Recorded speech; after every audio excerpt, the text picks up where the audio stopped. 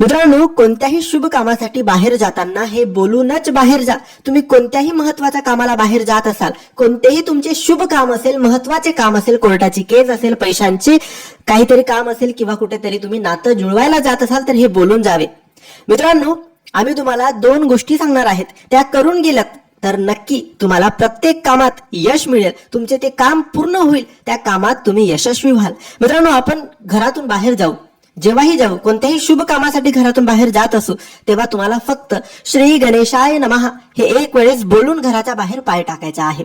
श्री गणेशाय नमः हे बोलूनच घराच्या बाहेर पाय टाकायचा आहे. कारण विघ्नहर्ता गणेश कोणत्याही कामात विघ्न येऊ देत नाही.